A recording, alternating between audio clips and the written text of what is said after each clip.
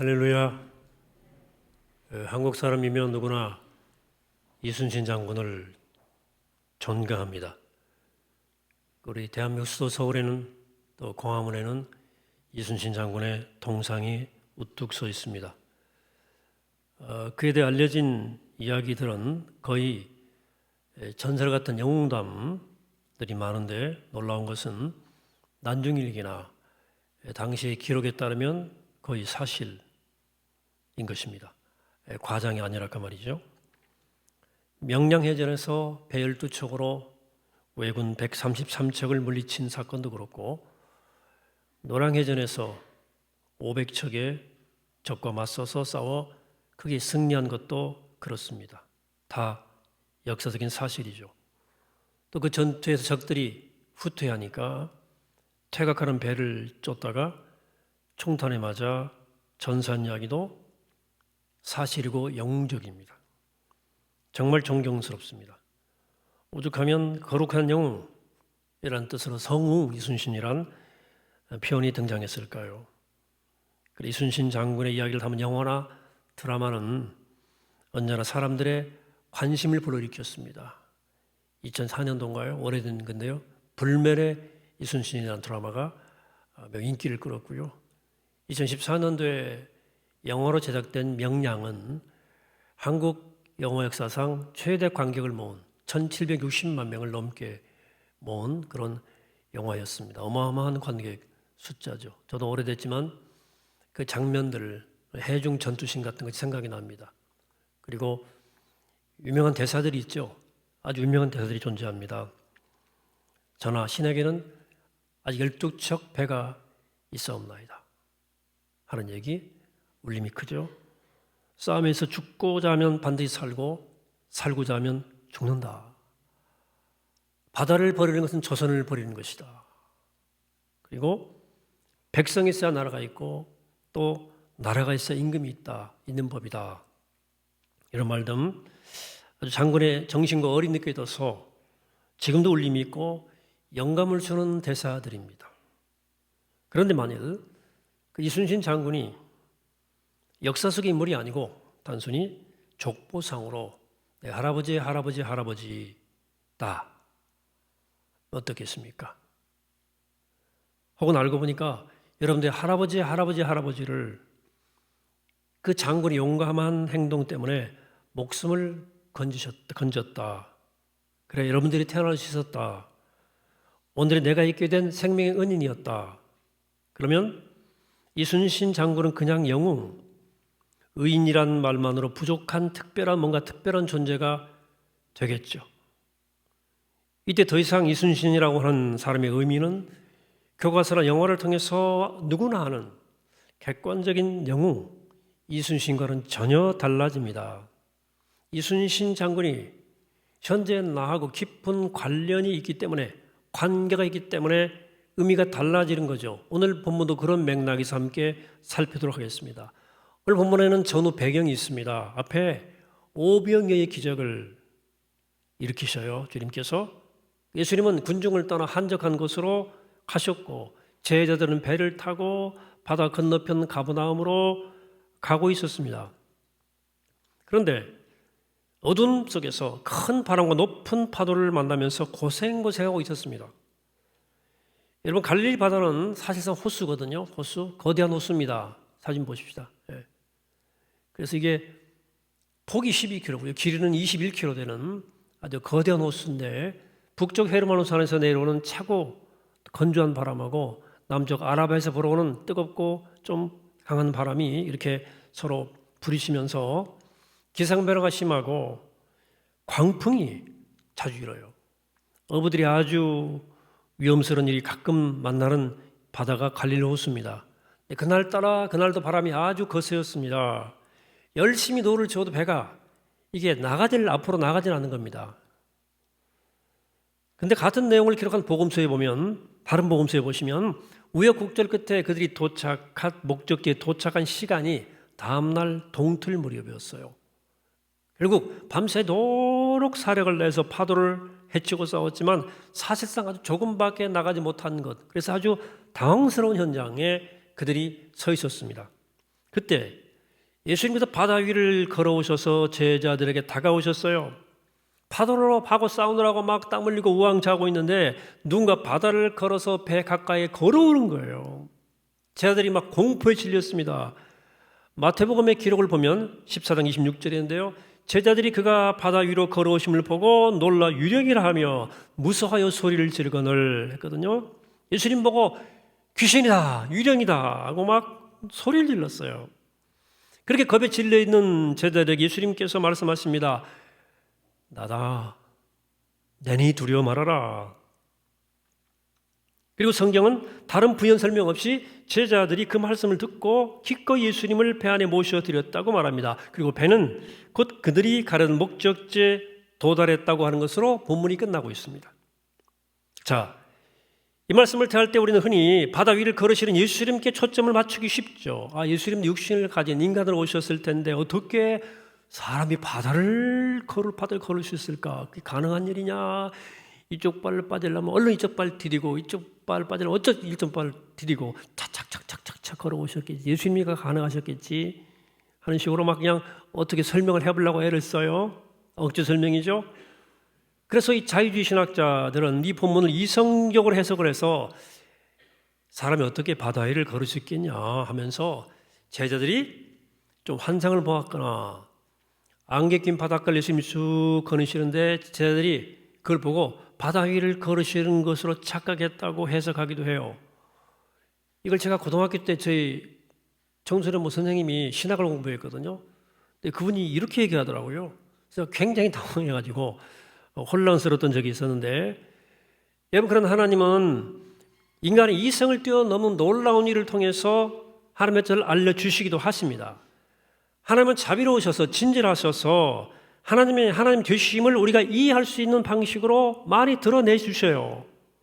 그런 하나님은 동시에 초월적인 분이기 때문에 우리와 차원이 다른 절대 타자이신 분이기 때문에 우리가 이해할 수 없는 방식으로도 하나님이 하나님 되심을 드러내십니다. 그러므로 인간적인 판단과 인간적인 생각으로 기적이 있다 없다 할 일이 아니라는 거예요. 겸손해야 돼요. 천지를 지신 창조주 하나님에게 기적은 얼마든지 가능한 일이죠.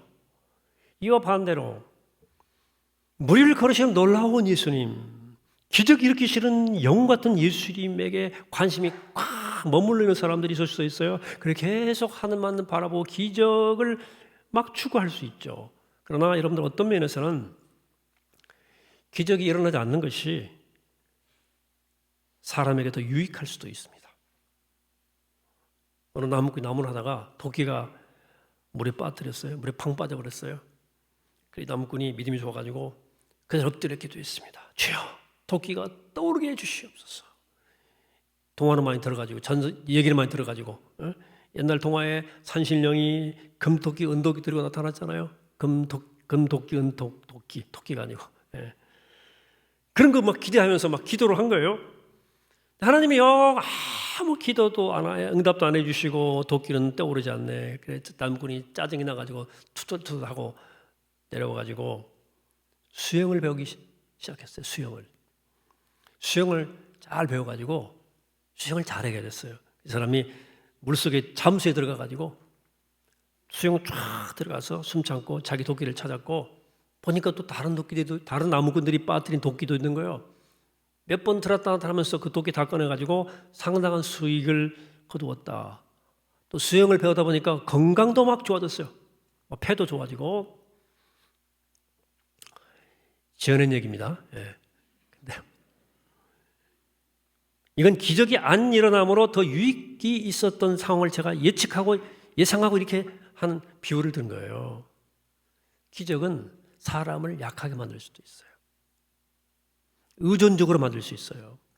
어쨌든 우리가 알아야 할 것은 오늘 본문의 성경은 물 위를 걸으시는 영웅적 예수님을 소개하는 것이 아니고 물 위를 걸어서 내 배 안으로 오시는 예수님을 말하고 싶어요. 여러분, 성경은 어떤 경우에도 예수님을 기적을 베푸는 초능력자로 소개할 의도를 가지고 있지 않습니다. 성경의 의도는 그 기적의 주님이 너하고 나하고 깊은 관련이 있는 분이라는 사실을 말하고 싶어하는 거예요. 이 점이 대단히 중요합니다. 구약 성경에 보시면 하나님이 수많은 기적을 일으키시죠. 모세가 하나님 백성이 끌고 출애굽할 때 애굽에 10가지 재앙을 내리시죠. 그리고 홍해를 갈라주시죠. 하늘에 만나 매체락 주시죠. 그리고 바위를 치니까 물이 솟죠. 숱한 기적입니다. 요사가 전쟁할 때 하루 동안 태양이 멈춰버렸잖아요. 사무엘, 엘리사, 엘리야에게를 통해서 하나님께서 숱한 기적들이 많이 소개돼요. 그런데 성경의 의도는 하나님이 놀라운 기적을 일으키시는 분, 이것을 기억해라, 믿으라는 말이 아니고 성경의 메시지는 그 기적을 일으키는 하나님이 바로 나의 하나님이다 하는 사실을 믿으라는 거예요. 오늘 말씀도 마찬가지입니다. 성경은 지금 바다 위를 걸으시는 놀라운 어메이징한 예수님을 소개하고 싶은 것이 아니고 그분이 바다 위를 걸어서 제자들에게, 즉 우리에게 오시는 분임을 소개하려고 하는 겁니다. 여러분, 바다 위를 걸으시는 예수님과 바다 위를 걸어서 내게 오시는 예수님과의 차이가 뭔지 아시겠어요?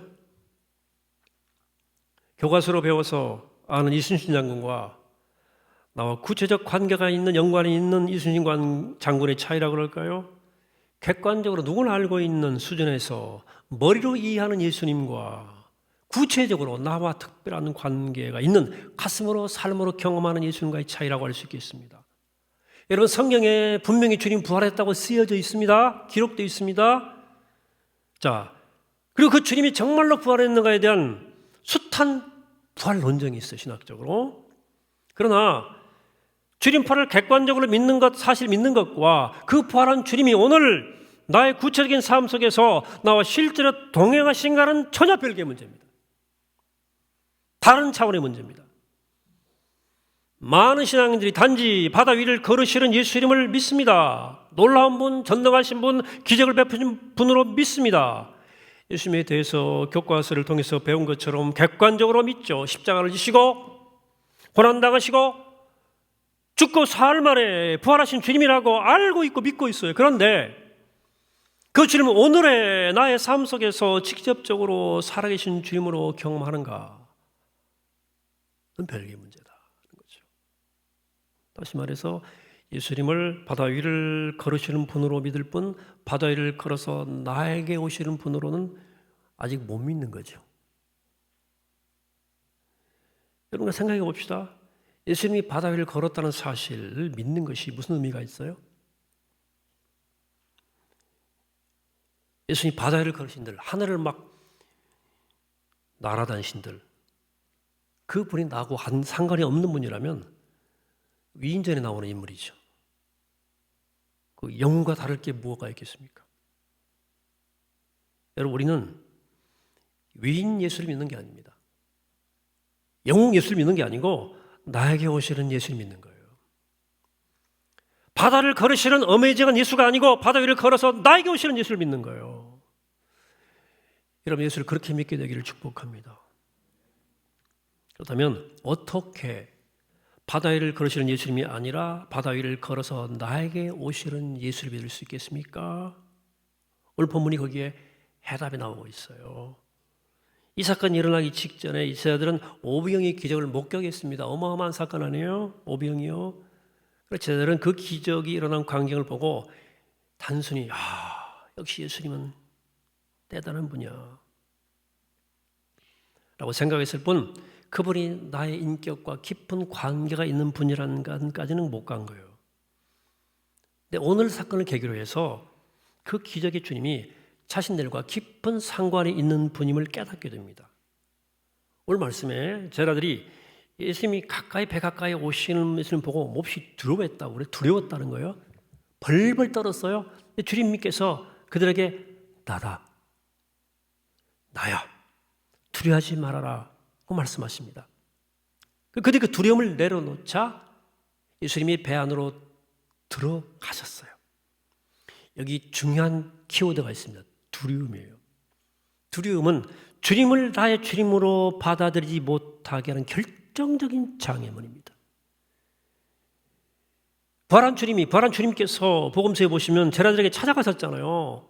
그때도 그들이 예수님 보고 귀신이라 생각했어요. 유령이다. 도로속에 이렇게 사람이 돌아가시는데 다시 나타나셨나? 귀신인가? 그때 하신 말씀이 오늘과 동일해요. 두려워하지 말아라. 나야. 그러셨거든요.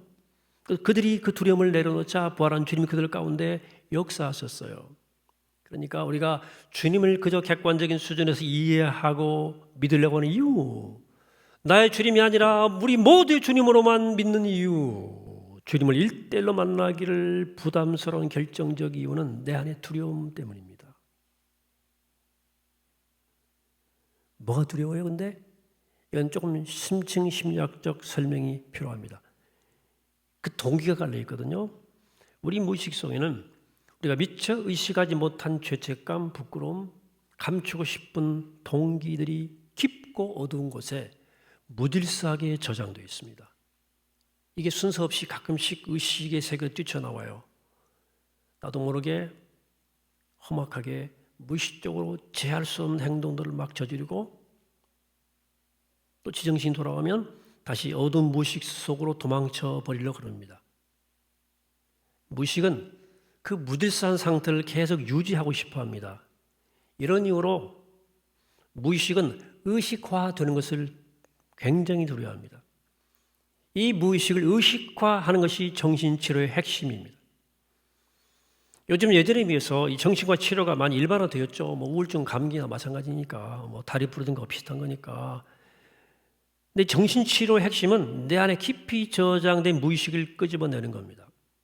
그걸 무의식을 조명하는 거예요.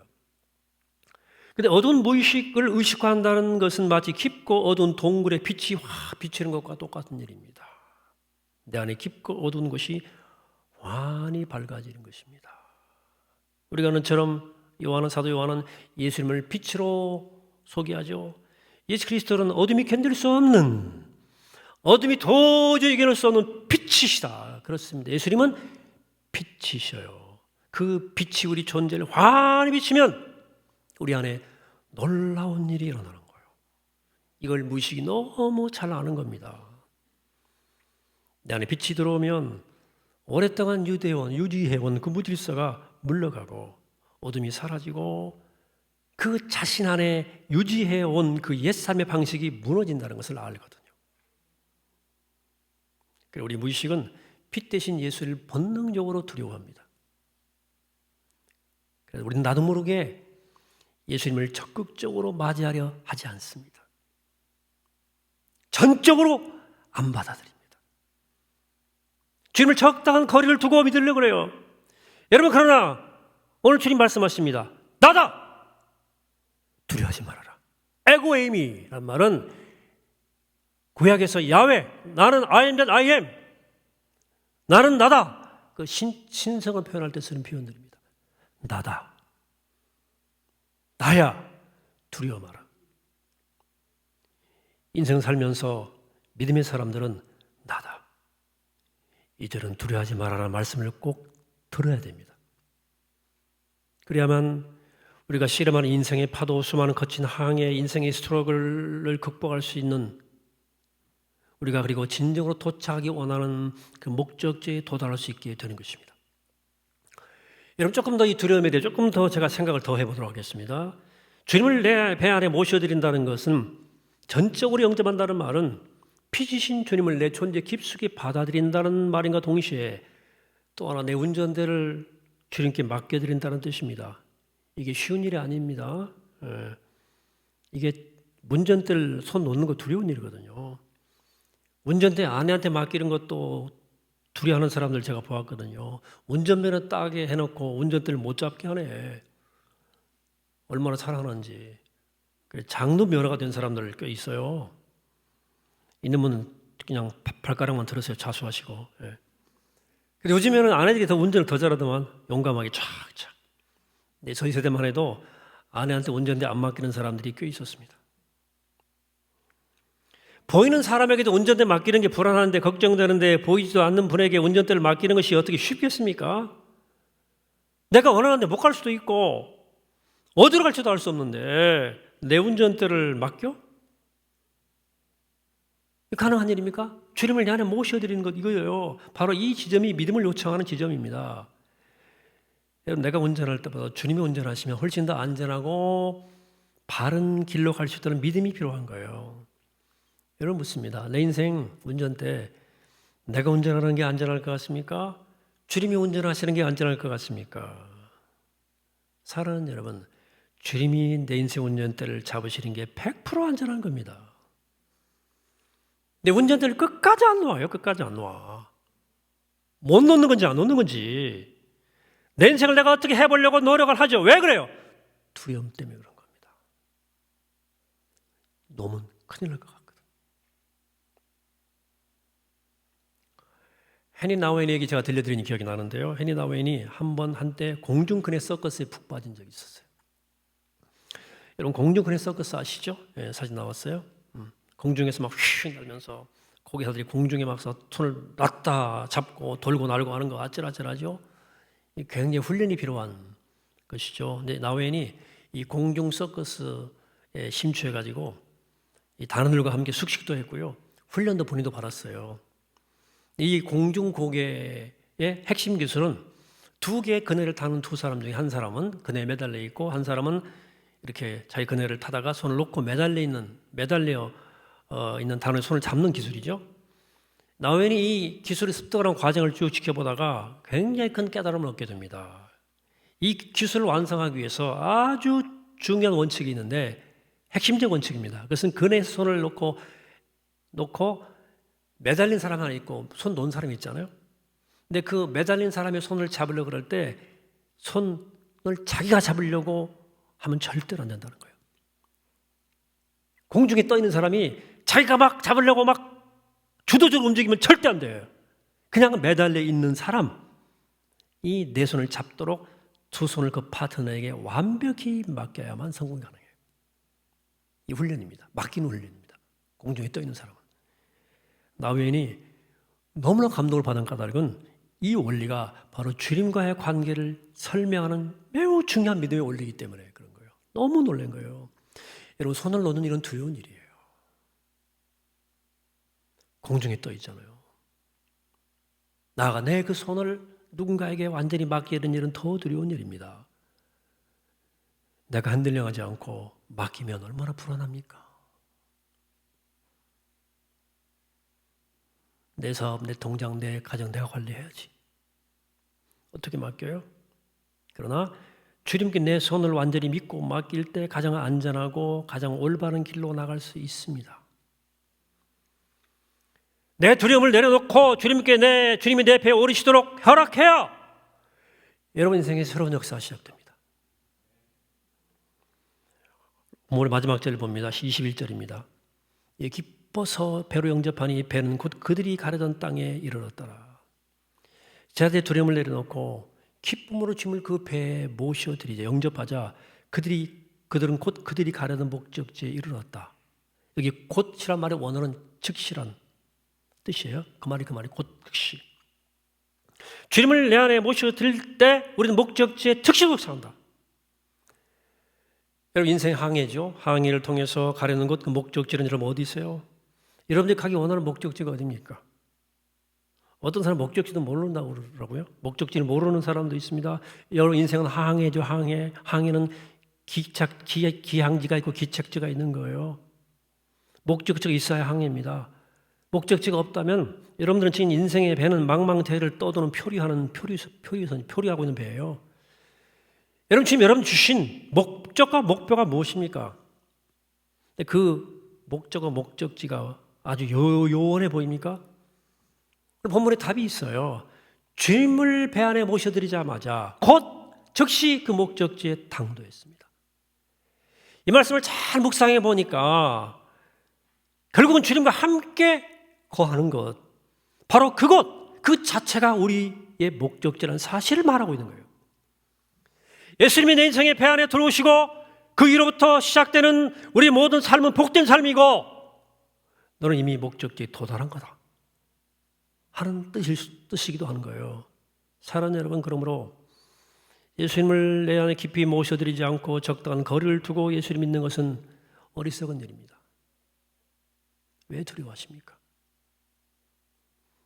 뭔가 내 삶이 확 뒤집어질까 봐 두려워가지고 감당할 수 없는 빛이 내 안에 들어올까 봐 두려워서 거부하는 이 마음을 못 내려놓는 것은 너무나 어리석은 일입니다. 끝까지 내 인생의 운전대를 못 놓고 왜 그러세요? 왜 그러세요? 어리석은 일입니다. 그것이 안전할 것 같지만 여러분 평생 불안할 겁니다. 그처럼 불안한 일이 없는 거예요. 내가 어떻게 내 인생을 책임집니까? 그러므로 여러분 예수 믿었으면 이제는 두려움 내려놓고 주님을 배 안에 모셔드리시길 축복합니다. 주님 머리로만 알지 말고 성경책에만 주님 가둬두지 말고 내 삶으로 모셔드려요. 내 인생의 배 안으로 모셔드리고 내 삶에 동행하시는 분으로 경험하시게 되기를 축복합니다. 우린 주님 부활했다는 사실을 알고 있고 믿고 있는 사람들입니다. 그러면 그 부활한 주님을 내 삶으로 모셔드려야 돼요. 주님을 내 배 안으로 들어오시게 해야 돼요. 허락해야 돼요. 여러분 허락하시면 돼요. 여러분 사랑하는 여러분, 주님께 내 인생 운전대 맡기세요. 맡기세요. 주님을 내 인생의 배 안으로 깊이 모셔드리세요. 그러면 우리 인생의 배는 곧 즉시 우리가 가려던 땅에 도착하게 된다. 본문의 말씀입니다. 바라기는 우리 인생의 배 안에 주님을 모셔드리고 주님과 함께 인생을 항해하고 부활하신 주님과 동행하며 오늘 여기서 하나님의 나라를 맛보고 누리고 경험하는 복된 여러분 되시기를 주님으로 간절히 축원합니다. 마치겠습니다. 걸어가시고 자비로우신 아버지 하나님, 풍랑이는 파도에서 인생의 파도 속에 내게 다가오셔서 나다, 나다, 나다. 두려워하지 말라. 하나님 주의 말씀을 듣고 내 인생의 배에 주님을 모셔드려 그 시로 내 인생 목적지에 도달한 능력을 경험하는 믿음의 사람들에게 도와주시옵소서. 이 믿음이 내 믿음이 되게 하시고 이 말씀이 내 삶이 되게 하시고 이 말씀으로 이 믿음으로 승리하는 복된 자녀가 되게 하여 주옵소서. 감사드리옵고 예수님의 이름으로 기도하옵나이다. 아멘.